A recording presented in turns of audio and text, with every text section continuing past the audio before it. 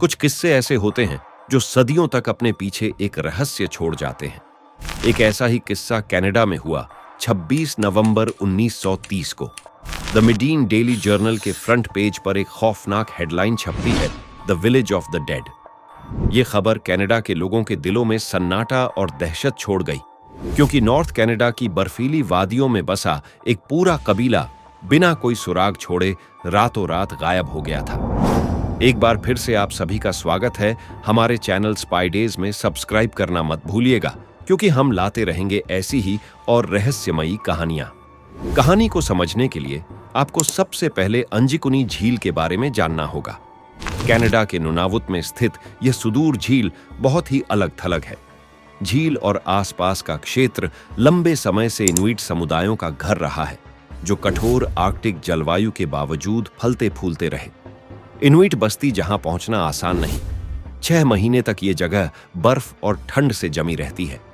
ये झील उन जलमार्गों में से एक थी जिनका इस्तेमाल इनुइट लोग मछली पकड़ने और जरूरी सामान की अदला बदली के लिए करते थे। सर्दियों के कड़ाके के मौसम में ना कोई होटल, ना कोई ढांचा, ये इनुइट लोग अक्सर रास्ते से गुजरते शिकारी और यात्रियों को पनाह देते थे और अपने छोटे छोटे समुदायों को जिंदा रखते थे। इसी कड़कती ठंड में एक जुनून से भरा शिकारियों का दिल लेकर जो लबेल, एक कैनेडियन फर ट्रैपर, 1930 के नवंबर की एक सर्द सुबह कनाडा के उत्तर पश्चिमी इलाके में अंजिकुनी झील के पास घूम रहा था। शिकार के पीछे भागते भागते सुबह से रात हो गई और उसे खुद अंदाजा भी नहीं हुआ। भारी बर्फबारी हो रही थी। ठंड उसकी हड्डियों तक पहुंच चुकी थी। उसके पैर घुटनों तक बर्फ में धंसे हुए थे। लेकिन एक अनुभवी शिकारी की तरह जो लबेल जंगल में अपना रास्ता बना रहा था। हवा से बचने के लिए उसने अपना चेहरा ढक लिया और धीरे धीरे उस इनुइट बस्ती की ओर बढ़ा जो कुछ दूर में थी। वह पहले भी कई बार यहां आ चुका था और गुटिकटक परिवार के साथ एक सच्चा रिश्ता बना चुका था। जब वह बर्फ में आगे बढ़ रहा था तो उसकी आंखों में उत्सुकता नाच रही थी। इन सरल गर्मजोशी से भरे लोगों के साथ फिर से मिलने की संभावना ने उसे खुशी से भर दिया। कड़ाके की सर्दी की हवा उसके उत्साह को कम नहीं कर सकी।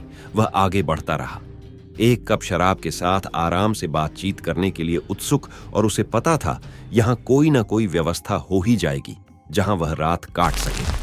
पेड़ों और सफेद धुंध के बीच से उसे तंबुओं की छायाएं दिखाई देती हैं। कुछ घरों से धुआं निकल रहा है जो शायद रात के भोजन के समय वहां पहुंच जाएगा। वह गांव में पहुंचता है और इस समय हवा शांत हो जाती है। बर्फानी तूफान खत्म हो चुका है। शिकारी तेजी से आगे बढ़ता है और जमी हुई झील के किनारे बसे गांव की ओर जाता है। यह अजीब है, लेकिन कहीं भी स्थानीय लोग नहीं हैं। शायद हर कोई अपने घरों में बैठा है, बर्फानी तूफान का इंतजार कर रहा है। हेलो, जो जोर से कहता है, लेकिन कोई जवाब नहीं मिलता। चारों तरफ सन्नाटा पसरा हुआ था। उसे वहां ना तो कोई इंसान नजर आ रहा था और ना ही किसी जानवर की आवाज आ रही थी। लेबल ने चारों तरफ नजर घुमाई, लेकिन उसे कोई भी नजर नहीं आया। फिर उसने सोचा कि शायद यहां के लोग कहीं और चले गए हैं। हालांकि वह रात काटने के लिए एक घर में घुसा, लेकिन वह यह देखकर हैरान रह गया कि घर का सारा सामान बिल्कुल वैसे का वैसे ही रखा हुआ है। किचन में आधा पका हुआ खाना पड़ा था और चूल्हा भी जल रहा था। ऐसा लग रहा था जैसे अभी अभी खाना बना हो। जो काफी घबराया हुआ था। वह तुरंत उस घर से निकल आया और दूसरे घर में घुस गया, लेकिन वहां भी उसे कुछ वैसा ही नजारा दिखा जैसा वो पहले घर में देख चुका था। अब तो उसके रोंगटे खड़े होने लगे। जो एक टेंट के पास से गुजरता है और एक गड्ढा देखता है जहां कभी अलाव जलता था। इसके ऊपर एक रस्सी है जिस पर इनुइट द्वारा पकाया जाने वाला मांस लटका हुआ है। किसी कारण से उन्होंने इसे नहीं खाया। गांव के सभी 30 पुरुष, महिलाएं और बच्चे शामिल थे। वे भोजन, कपड़े और हथियार पीछे छोड़ गए थे। क्यों? इसका कोई जवाब नहीं था। अधिक जांच के बाद उसे कुछ ऐसे निष्कर्ष मिले जो उसके रोंगटे खड़े कर देने के लिए काफी थे। वह यह बताने में सक्षम था कि जो कुछ भी हुआ था वह एक मौजूदा घटना थी। उसने पूरे गांव की जांच की और बर्फ में अपने खुद के निशान के अलावा कोई नया निशान नहीं पाया। सबसे भया वह खोज जो गांव के आसपास लेबल ने स्लेज कुत्तों के शवों की खोज की, जो आसपास पर्याप्त भोजन की आपूर्ति के बावजूद भूख से मर गए थे। उनकी असामयिक मृत्यु ने बढ़ते रहस्य को और बढ़ा दिया। जानवरों ने साइट को नहीं छोड़ा, भले ही उन्हें भूख लगी, वहां क्या हुआ होगा इसका अंदाजा लगाए बिना ही जो लेबेले किसी तरह नजदीकी टेलीग्राफ ऑफिस पहुंचे, जो घटना स्थल से कई मील दूर था। ऑफिस से उन्होंने RCMP, royal Canadian mounted police को घटना की जानकारी दी। पुलिस ने तुरंत अपनी जांच शुरू कर दी। गांव के रास्ते में उन्हें आर्मंड लॉरेंट नामक एक फर ट्रैपर की एक अलग झोपड़ी मिली, जो अपने 2 बेटों के साथ वहां रहता था। उनकी गवाही के अनुसार कुछ दिन पहले उन्होंने एक विशाल बेलनाकार वस्तु को आसमान में उड़ते हुए अंजिकुनी झील की ओर बढ़ते देखा था। जब पुलिस गांव पहुंची तो उन्हें और भी खौफनाक चीजें मिली। खाना, हथियार और यहां तक कि निवासियों द्वारा इस्तेमाल किए जाने वाले कपड़े भी उनकी झोपड़ियों में छोड़े गए थे। कुछ रिपोर्ट्स में कहा गया है कि पुलिस ने पाया कि उनके कब्रिस्तान में सभी कब्रें खोली और खाली कर दी गई हैं। जांच दल को लापता होने का कोई ठोस सबूत नहीं मिला।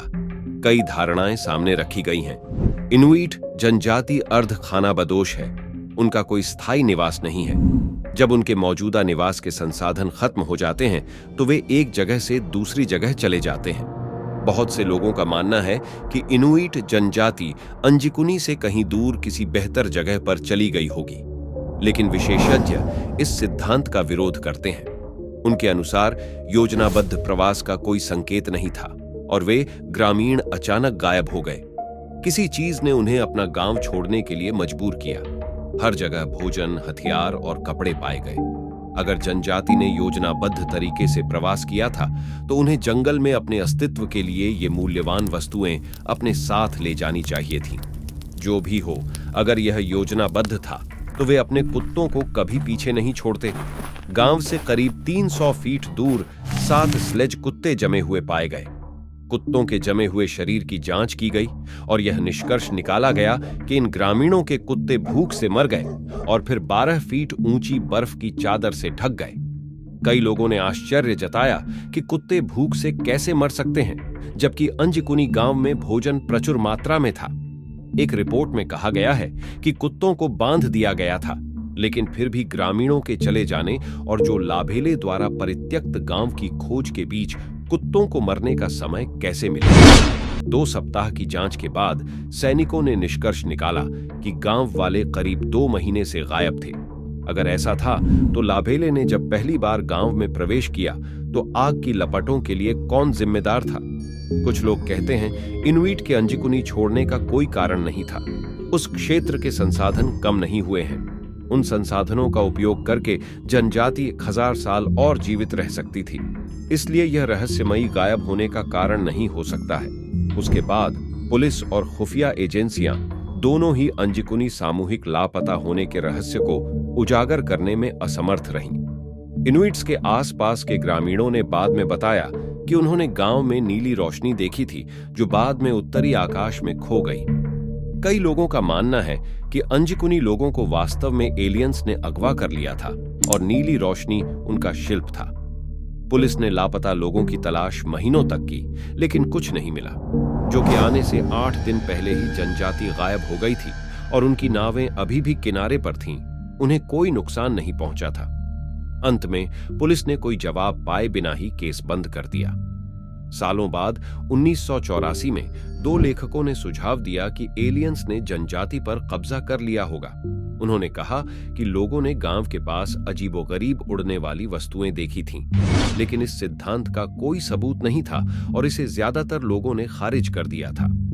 बाद में एक जांच रिपोर्ट में कहा गया कि यह अलौकिक दुर्घटना जो लेबेले के उस गांव में पहुंचने से कुछ समय पहले हुई थी और नियमित बर्फबारी के कारण उनके पैरों के निशान जम गए थे, लेकिन खबर देने में बहुत देर हो चुकी थी क्योंकि बाहर से कोई नहीं आया था, न ही इन दिनों में कोई वहां से बाहर निकला था। रॉयल कैनेडियन माउंटेड पुलिस ने दावा किया कि यह गायब होना जो लेबेल के दौरे से कम 8 सप्ताह पहले हुआ होगा। उसने जो आग देखी वह शायद हाल ही में गांव में घुसे किसी शिकारी या जाल बिछाने वाले व्यक्ति द्वारा लगाई गई होगी। हालांकि RCMP को असली कारण के बारे में निश्चित नहीं है।